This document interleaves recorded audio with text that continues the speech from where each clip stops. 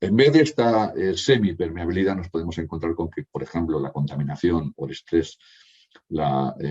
induce endotoxemia y también inflamación crónica de bajo grado que incrementan la permeabilidad y con este incremento de la permeabilidad pues pasan sustancias no deseadas que al ser procesadas o bien por vía hepática o bien pueden activar el sistema inmune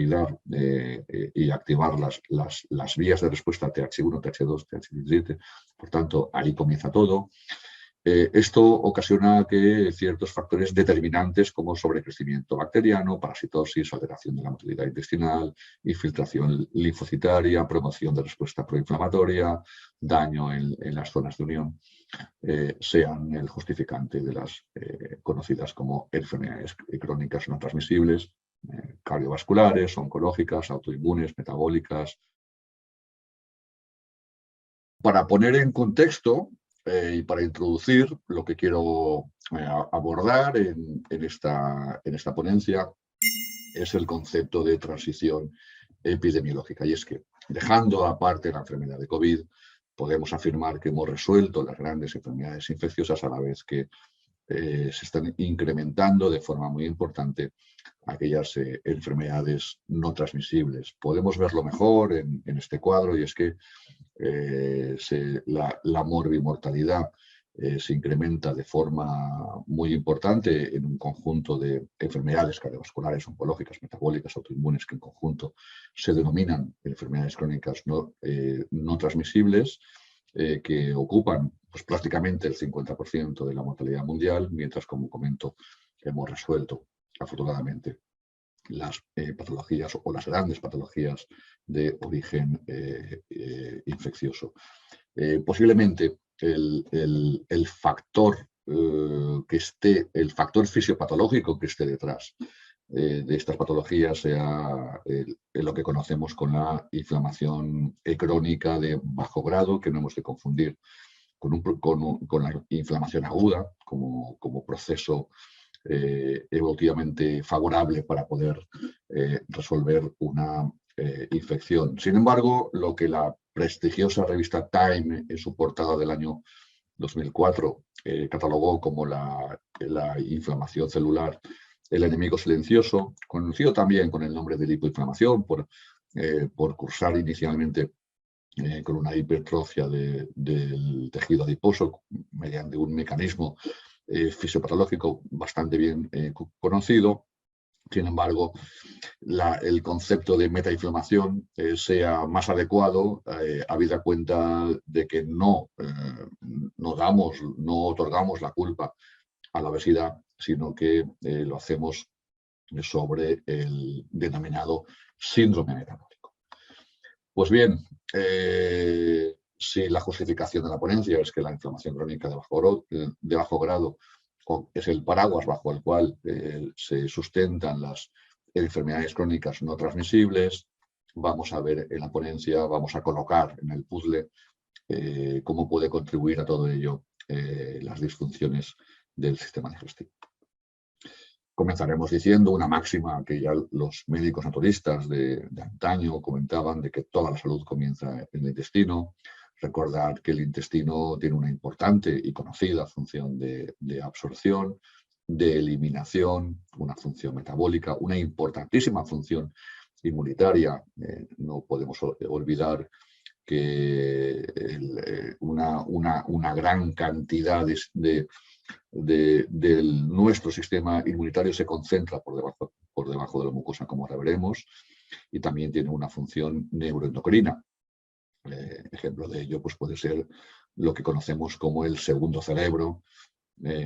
habida cuenta de que, por ejemplo, se sintetiza más serotonina a nivel intestinal que en el mismo sistema nervioso. Pues bien, podríamos decir a grosso modo que la salud se ampara en una buena absorción que nos proporciona mucha vitalidad y en una muy buena eliminación que nos proporciona una buena desintoxicación. Sin embargo, la enfermedad pasaría por todo lo contrario. Una deficiente absorción nos proporciona más debilidad y una deficiente eliminación nos provocaría un estado de sobrecarga orgánica, fundamento de muchas de las enfermedades actuales. Bien, los factores que determinan el equilibrio del sistema digestivo, del sistema intestinal, son prácticamente tres. Aquellos que nos proporcionan una adecuada homeostasis, no tanto local, sino también sistémica, y sería el sistema de mucosas, el fenómeno de la inmunotolerancia y, por supuesto, toda la microbiota, toda la flora asociada al sistema digestivo. ¿Qué es lo que vamos a ver en esta ponencia? Bueno, comenzaremos con el sistema de mucosas. En inglés MALT es la principal barrera frente a los antígenos. Anatómicamente no, pero desde la medicina integrativa pensamos que funcionalmente se trata de un solo órgano y así lo contemplamos. Es la superficie mucosa, recubre muchas estructuras respiratorias altas, cavidad oral, vías respiratorias bajas, el tracto genitourinario, pero especialmente nos vamos a centrar en el sistema GALT, del sistema gastrointestinal, por ser considerado el tejido maestro regulador, por ser el más extenso y por ser donde se dan más reacciones inmunitarias. Aquí lo veis en el diagrama, donde el tracto gastrointestinal lo tenemos evolutivamente porque ha desarrollado mecanismos de defensa frente a agentes ambientales adversos a los que estamos expuestos por vía oral, al mismo tiempo que nos permite una tolerancia hacia la microbiota comensal residente o a las mismas proteínas de la dieta. Es una barrera selectiva formada por unas estirpes celulares, especialmente por las células epiteliales, por una capa de moco, también por la microbiota. Y englobado en todo ello tenemos unas células inmunes especializadas que se organizan en dos formas, como veis en pantalla. El GALT organizado o inductor, que aquí estarían las placas de Peyer o los ganglios linfáticos mesentéricos, y el GALT difuso o efector, formado por los linfocitos intraepiteliales o por los linfocitos de la lámina propia. Bueno, toda esta barrera de células epiteliales, especialmente por cantidad, por los enterocitos en el intestino delgado, tienen una estructura donde están perfectamente alineados y unidos de forma que permitan una semipermeabilidad gracias a lo que conocemos como las uniones estrechas o uniones en hendidura, donde hay una proteína clave que es la zonulina, que lo que permite es la apertura de las uniones intercelulares cuando hace falta. Es decir, el enterocito la tiene que secretar, la tiene que modular en la medida que haga falta. Y esto es importante porque si, por ejemplo, tuviésemos, como puede ocurrir con los fragmentos de gluten indigerible, el enterocito la puedes secretar de forma desmedida, puede activar demasiado el que se liberen estas uniones estrechas y, por tanto, pasaríamos de una semipermeabilidad a una hiperpermeabilidad intestinal con el paso de sustancias no deseadas y con el consiguiente daño local que también ocurriría en estas estructuras. Bueno, cuando vemos la estructura del sistema GAL, vemos que hay una luz intestinal, hay un lumen por donde pasan todos los nutrientes y también donde se pueden encontrar los distintos antígenos, formado especialmente por los enterocitos entre un 90 y un 95%, que tienen una función de digestión y de absorción de nutrientes. Los clonocitos, ya del intestino grueso, lo que hacen es absorber una serie de sustancias producidas por los microorganismos que habitan a nivel del intestino grueso. Bueno, al margen de esta función, de esta importantísima función de asimilación de los nutrientes, habida cuenta de que estamos también expuestos a una gran cantidad de antígenos, contamos con unos receptores específicos, los Toll-like, representados por los TLRS, que serían transmembrana, y los NOD, que serían intracelulares, que son capaces de reconocer lo propio de lo extraño como consecuencia de los patrones de evolución.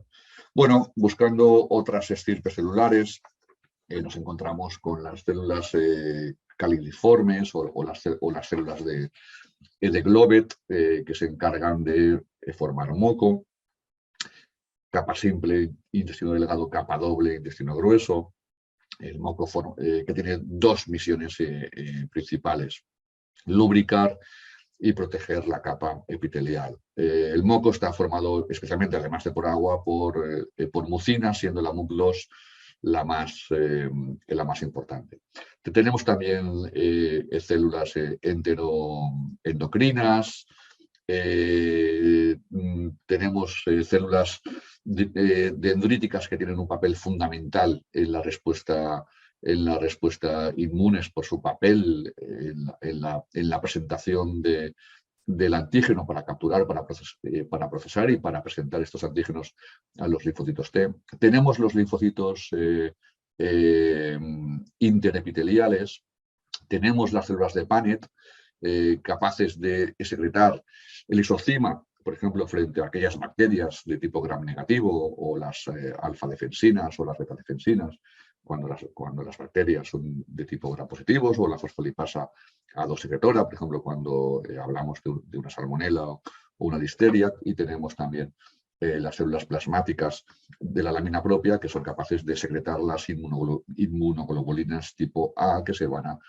van a salir al exterior también, pues, para poder captar los antígenos. Por último, tenemos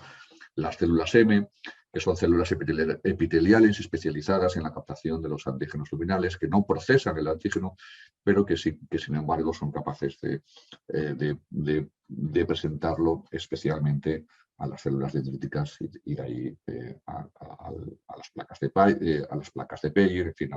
a lo que corresponda, ¿vale? Y la microbiota, de la que vamos a hablar posteriormente, que se sitúa también sobre la capa de moco frente a la luz intestinal.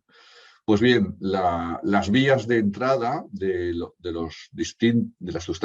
distintas sustancias que atraviesan la luz intestinal, bueno, la estructura está perfectamente diseñada para que aquellos nutrientes procedentes de la alimentación, por ejemplo, los monosacáridos como la glucosa o la fructosa, que vienen procedentes de aquellos alimentos ricos con hidratos y que son fundamentales para podernos proporcionar energía, pues tienen la capacidad de ser atravesados, de atravesar este epitelio, pasar al interior para vía sanguínea, pues, realizar las funciones de obtención de energía, como acabamos de decir. Esto es debido a que esta membrana tiene una característica de semipermeabilidad, de forma que es capaz de dejar pasar aquello que tiene que dejar pasar y no dejar pasar aquello que no tiene que dejar pasar.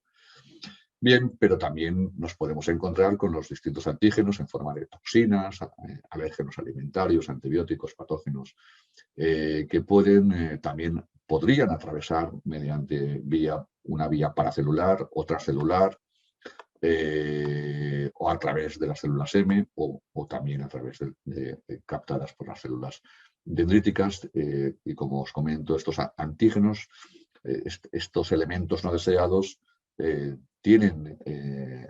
podrían tener abierta también esta vía de entrada.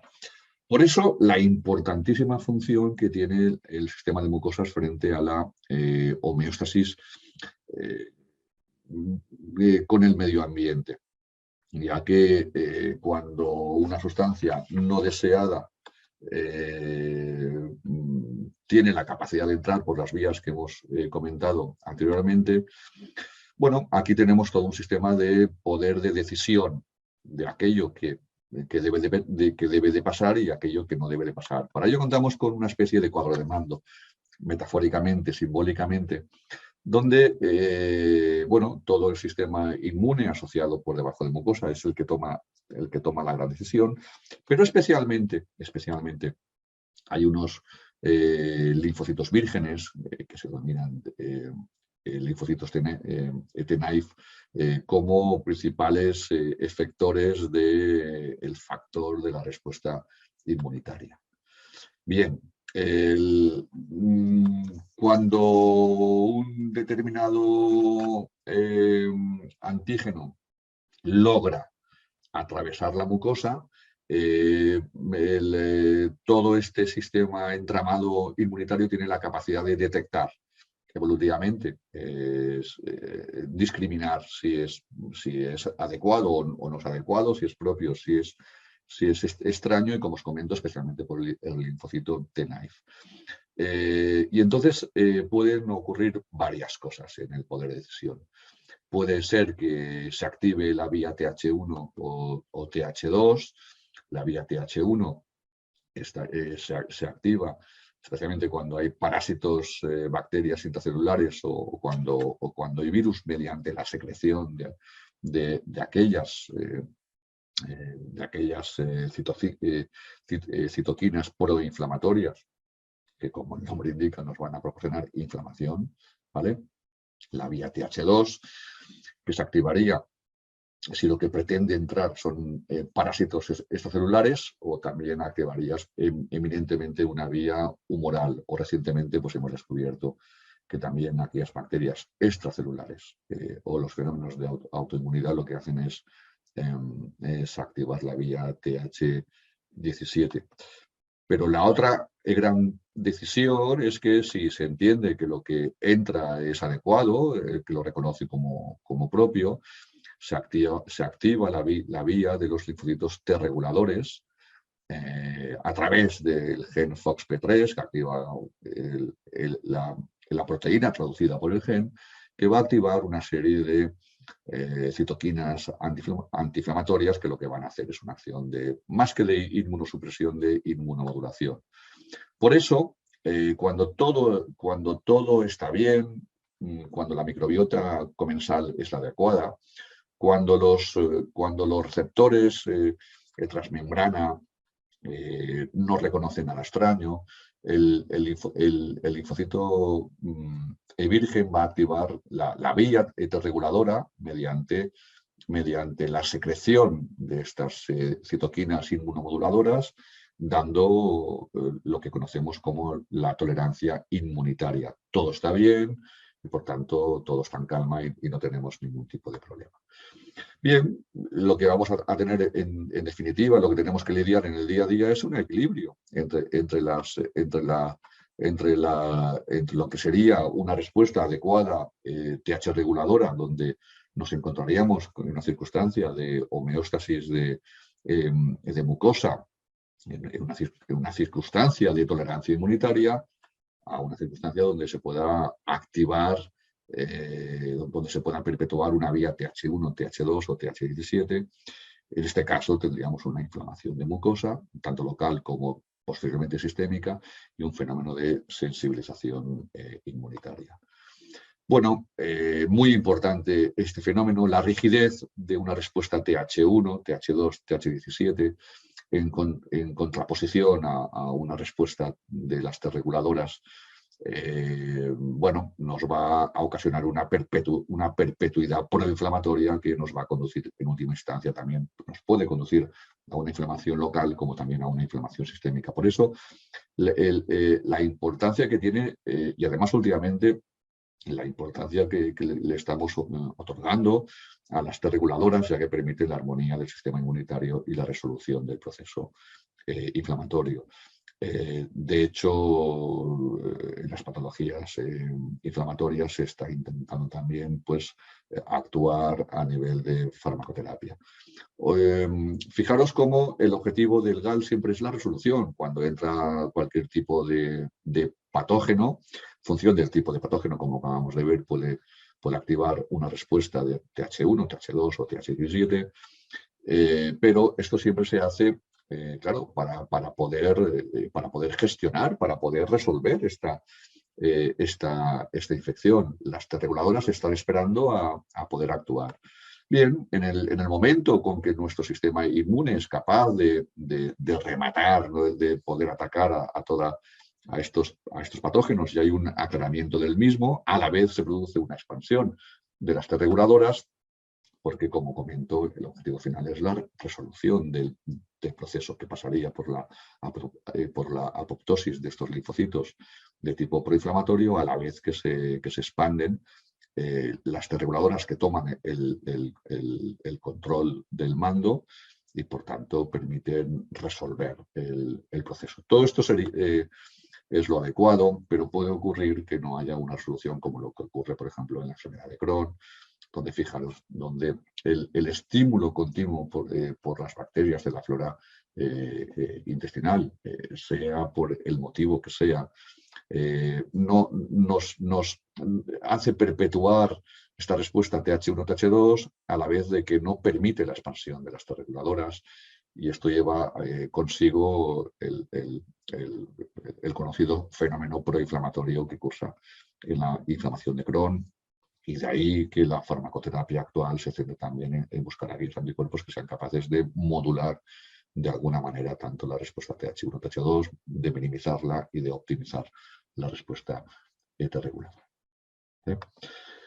Bien, dejamos el sistema de mucosas asociado al fenómeno de la inmunotolerancia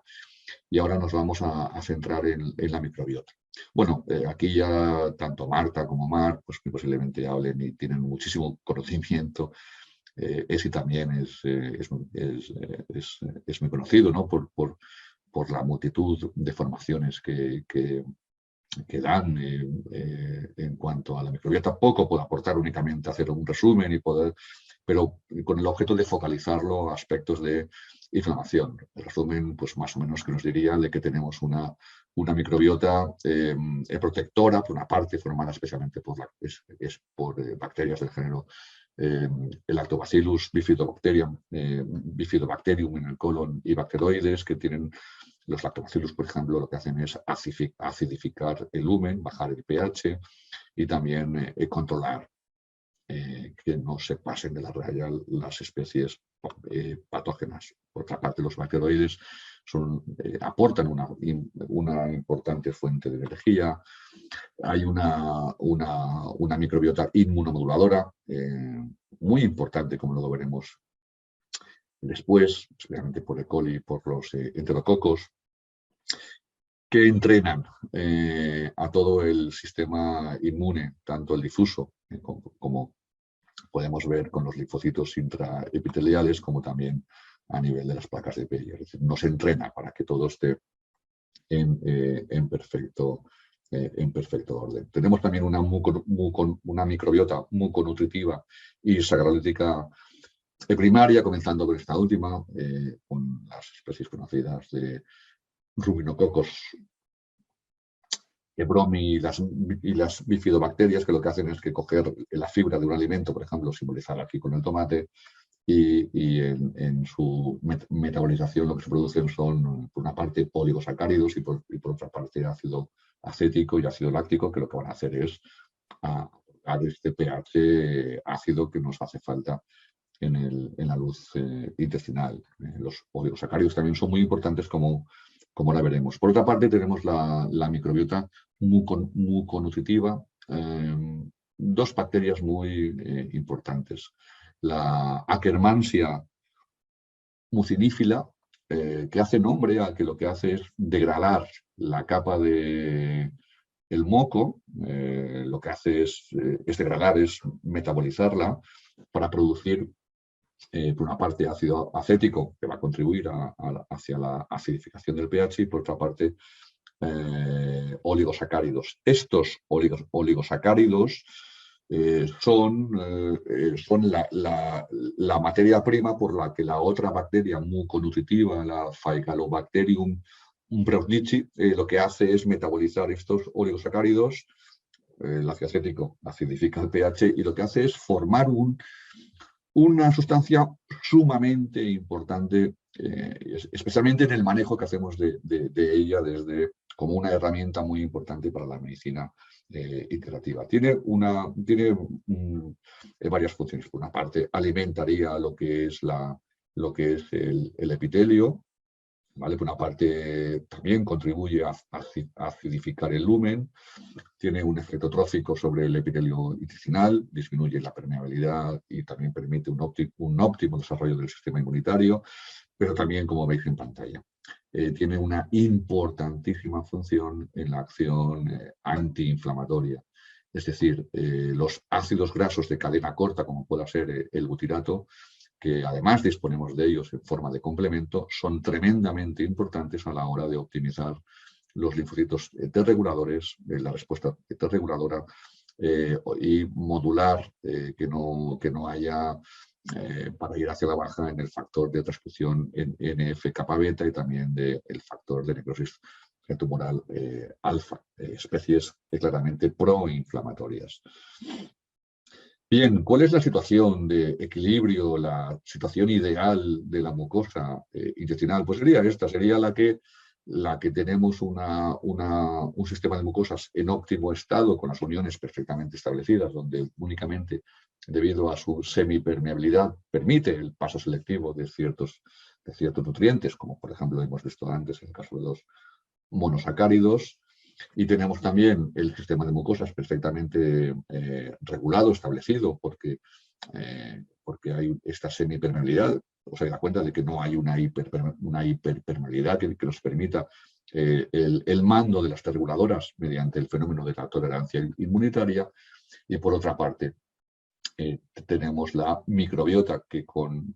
una alimentación adecuada, rica en fibra, nos permite una microbiota comensal adecuada que permita el aporte del butirato, que en compañía con otros cofactores, como por ejemplo la niacina o el ácido retinoico, nos permita en última instancia, como hemos visto, que las T reguladoras se hagan, como comentamos, con el control del mando y nos permitan esta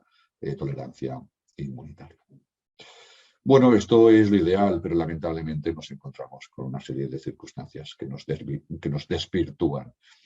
y es lo que vamos a ver a continuación. En vez de esta semipermeabilidad, nos podemos encontrar con que, por ejemplo, la contaminación o el estrés induce endotoxemia y también inflamación crónica de bajo grado que incrementan la permeabilidad, y con este incremento de la permeabilidad pues pasan sustancias no deseadas que al ser procesadas o bien por vía hepática o bien pueden activar el sistema inmune y activar las vías de respuesta TH1, TH2, TH17. Por tanto, ahí comienza todo. Esto ocasiona que ciertos factores determinantes como sobrecrecimiento bacteriano, parasitosis, alteración de la motilidad intestinal, infiltración linfocitaria, promoción de respuesta proinflamatoria, daño en las zonas de unión, sean el justificante de las conocidas como enfermedades crónicas no transmisibles, cardiovasculares, oncológicas, autoinmunes, metabólicas, es decir, de cualquier estirpe. Esto es la premisa de trabajo con la que hemos de trabajar. Fijaros cómo las infecciones crónicas, la inactividad física, la obesidad, la disbiosis que vamos ahora a comentar, las malas prácticas alimentarias, el estrés, la cronodisrupción, alteración de los patrones de sueño y de vigilia, los xenobióticos, son los que engarzan con la inflamación crónica de bajo grado, que es la palanca de transmisión de que tengamos todas las patologías crónicas no transmisibles, 50%, como he comentado, al menos, de la mortalidad mundial. Vale, pues bueno, como estamos hablando ahora de la disbiosis, vamos a centrarnos un poquito ahora con ella, y entonces la disbiosis es también factor de inflamación crónica de bajo grado, donde tanto la dieta como el uso excesivo de distintos fármacos, especialmente los antibióticos, una falta de exposición microbiana inducida por una higiene excesiva, es decir, nos escapamos a los patrones, claro, porque en el fondo los patrones de reconocimiento tienen que reconocer lo que evolutivamente tienen que reconocer. Si nos estamos sometidos a mucha higiene, ahí entonces estamos desvirtuando en buena manera el proceso. Fijaros cómo los recientes avances en ecología y en genómica microbiana han demostrado las alteraciones en nuestra microbiota, especialmente en 3 grandes épocas. En el paleoantropoceno, ya hace bastantes miles de años, en la revolución industrial y en la gran aceleración que va desde los años 50 del siglo pasado hasta la actualidad. Todo esto ha conducido a cambios distintos en la microbiota. Es decir, ya hubo un cambio desde las sociedades de cazadores, donde tenían una microbiota adecuada al tipo de alimento que estaban incorporando, que sería aquel procedente de la caza. Cuando la sociedad ya se instala en un entorno más rural, de recolectores y ganaderos, entonces también la microbiota se tiene que adaptar a esa circunstancia. Pues bien, si esta circunstancia de homeostasis intestinal es la adecuada, lo que ocurre en la realidad, especialmente en aquellas sociedades industrializadas, es algo distinto. Bueno, el que estemos en contacto con una gran cantidad de contaminación favorece el síndrome de inflamación de mucosas. Lo mismo ocurre con el estrés, que puede inducir endotoxemia e inflamación crónica por incremento de la barrera intestinal, pasando a una hiperpermeabilidad que permite pasar mucha sustancia no deseada, que va a activar una serie de factores determinantes, como un sobrecrecimiento bacteriano de parásitos, una alteración en la motilidad intestinal, una infiltración linfocitaria intestinal, una promoción de la respuesta proinflamatoria, así como un daño en las uniones estrechas, que en definitiva van a permitir la instauración de las enfermedades crónicas no transmisibles. Bueno, este artículo, que para mí es un artículo que desde hace mucho tiempo que lo empleo como referencia, como la inflamación crónica está en el origen de la enfermedad, y en relación también todo ello con el estilo de vida. Aquí podemos ver cómo diversos factores, como la infección crónica, la inactividad física, la obesidad, la disbiosis, que vamos a comentar ahora, los malos hábitos alimenticios, el estrés crónico, la cronodisrupción, es decir, la alteración del patrón sueño con vigilia, los xenobióticos, son los que mueven la espoleta para que, son las que engranan para que ocurra el fenómeno de la inflamación crónica de bajo grado, que a su vez va a activar la palanca de la enfermedad crónica no transmisible, enfermedad metabólica, cardiovascular, oncológica, del sistema nervioso, como la depresión o la ansiedad, patologías autoinmunes, patologías neurodegenerativas, enfermedades reumáticas, musculoesqueléticas y también la inmunosenescencia. Bueno, como os comentaba, la disbiosis, junto con la dieta, son 2 de estos parámetros que van a ocasionar esta disbiosis y esta hiperpermeabilidad intestinal, que determinan la inflamación crónica de bajo grado, de forma que como ahora veremos, aquellas pautas, aquellos hábitos dietéticos alimenticios no adecuados, pues van a contribuir de forma importante, del mismo modo que contribuyen algunos fármacos, especialmente los antibióticos. Pero también hemos de decir que nuestros patrones de reconocimientos vienen determinados evolutivamente. Por eso, una falta de exposición microbiana inducida por una higiene excesiva, un contacto reducido con animales o con suelos naturales, pues no va a favorecer la correcta actuación de estos patrones de reconocimiento que hemos visto en las primeras diapositivas. Pues bien, los recientes avances en ecología y en genómica microbiana han demostrado tres grandes perturbaciones correspondientes a tres grandes épocas. En primer lugar el paleoantropoceno, donde se pasa de una sociedad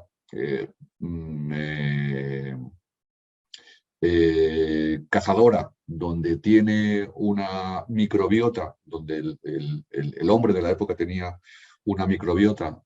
adecuada para los alimentos, tanto el tipo de alimento como el momento en el que podía absorber, ingerir esos alimentos, tenía una microbiota concreta. Pasamos a una sociedad recolectora y ganadera, donde el tipo de alimento es distinto y la continuidad con el mismo que lo es también, ¿no? Pasamos a una gran revolución industrial, pero fijaros cómo el espacio del tiempo es mucho más reducido en la actualidad. Es decir, pasamos de muchos miles de años a un periodo de tiempo muy corto, donde en tiempos evolutivos son tiempos muy, muy cortos, donde apenas hay tiempo para poder asimilar esta variación biológica, ¿no? Como os comento, en la revolución industrial, la sociedad que pasa de un entorno agrícola a un entorno urbano, donde la escasez de aspectos de salubridad han permitido las grandes infecciones de la época, hasta que en la gran aceleración, que es desde el descubrimiento de los agentes infecciosos y la farmacoterapia adecuada hacia ellos, que nos han permitido resolver estas grandes infecciones, pero por contra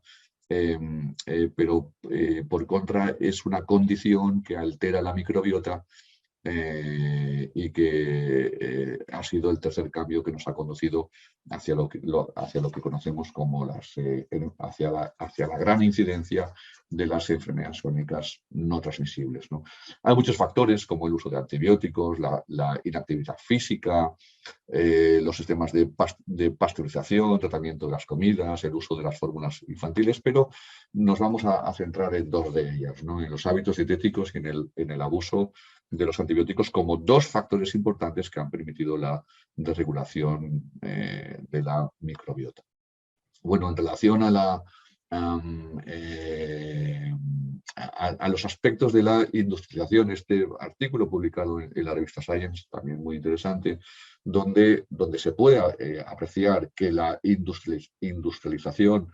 ha conllevado el mayor uso de alimentos procesados, de fórmulas infantiles. Cuando hablamos de las fórmulas infantiles, es que todo aquello que se aleje de la lactancia materna, como a todo aquello que se aleje de un parto natural, pues va a contribuir de forma muy importante a una desregulación de una microbiota normal. También, como hemos comentado, el abuso de fármacos o el mal uso de los mismos, como el excesivo empleo de productos de saneamiento. La pregunta que se hacen los autores es que si estos cambios repercuten en la salud, si son reversibles, y las medidas a tomar, que se concluye que pasarían en las poblaciones industriales, pasarían por incorporar una dieta rica en alimentos integrales, por una dieta baja en alimentos procesados, a la vez que una mayor exposición a aquellos microorganismos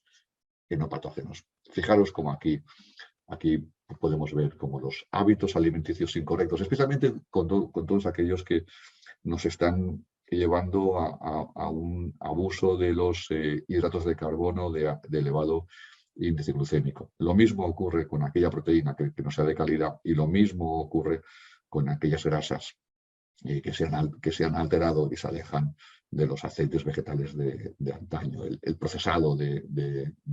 tipo de grasa el emplearlos también como los alimentos de forma enmascarada, donde alejamos el ratio de omega 6 con omega 3, que tiene que ser ideal entre un 4,1 o un 2,1 al que estamos viviendo en la actualidad, que es de un 25,1 o más, que nos llevan a una condición proinflamatoria. Todo esto, estas alteraciones en las pautas alimenticias conllevan una desregulación de la microbiota, de forma que no secretan los ácidos grasos de cadena corta o al revés, ¿no? También pues se pueden formar ácidos biliares secundarios que en definitiva van a permitir que tanto las células endocrinas como otros factores nos lleven al conocido como síndrome metabólico, que sería una desregulación, una insensibilidad a la insulina, un metabolismo glucídico alterado, una adiposidad, es decir, hipertensión, hiperglucemia, hiperlipidemia,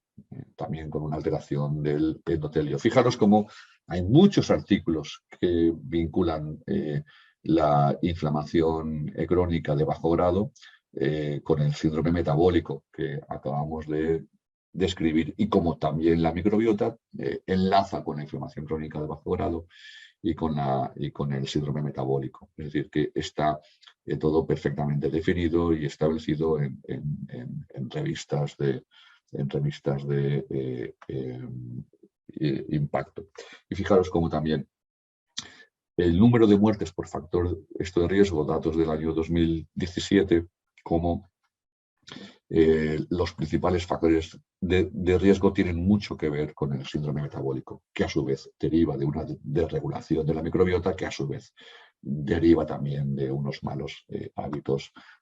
alimenticios. En esta diapositiva, dejando la dieta y ya adentrándonos con los antibióticos, vemos los efectos de los antibióticos sobre la microbiota intestinal y los problemas de salud asociados.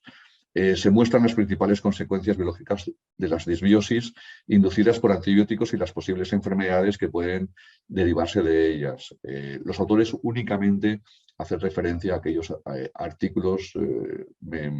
sustentados en una elevada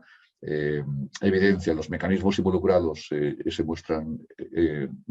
remarcados en color rosa. Bueno, los determinantes de una salud del sistema de mucosas es que cuando la alimentación es rica en fibra, lo que tenemos son especies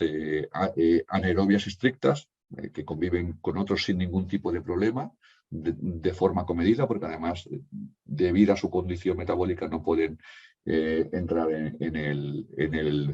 el interior. Y son importantes porque lo que hacen es producir butirato.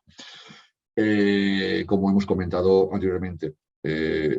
sustancia sumamente importante. La presencia de butirato permite una polarización metabólica de los cronocitos de forma que se utiliza todo el oxígeno que proviene de los capilares sanguíneos, todo el oxígeno que proviene de aquí se emplea para el mantenimiento del epitelio, como aporte trófico a todo este epitelio, de tal forma que el oxígeno no difunde hacia la luz intestinal, es menor de un 1%, por tanto no creamos otras especies bacterianas o microbianas distintas a las anaerobias estrictas. Sin embargo, puede ocurrir que por unos malos hábitos alimenticios, por el no aporte de fibra o por el abuso o el mal uso de los antibióticos, haya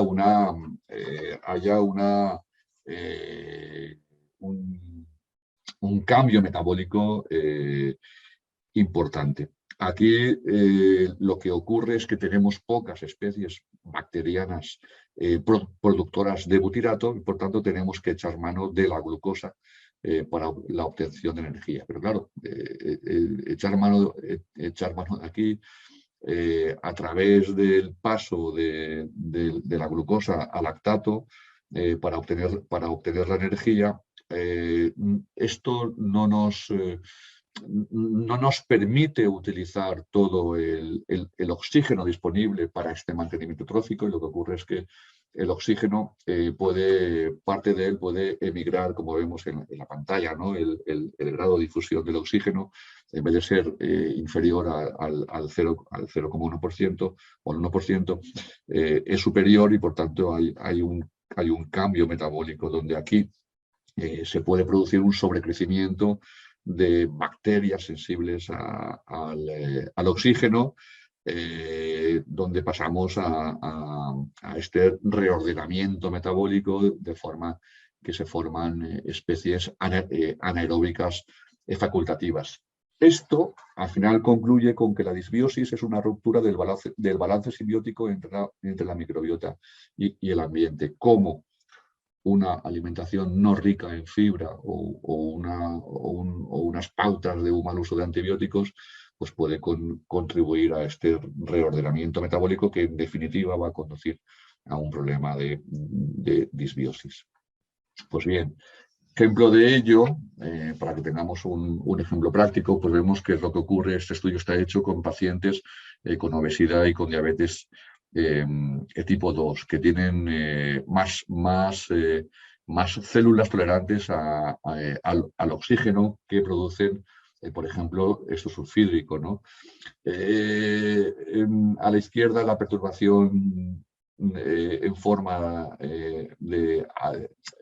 función al alza mediada por antibióticos, a la derecha aquella que está mediada por la dieta, ¿no? En rojo el aumento de la función, en verde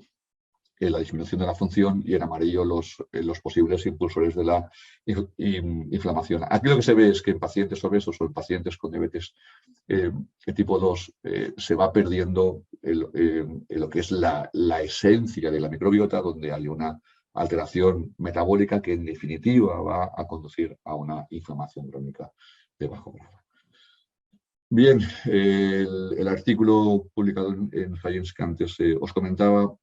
concluye con algo que quiero recalcar, porque para mí es importante, y es que dice que mientras los ecologistas, conservacionistas y científicos climáticos se apresuran a documentar, comprender, predecir y retrasar los cambios globales en nuestro entorno más amplio, los científicos de la microbiota pueden beneficiarse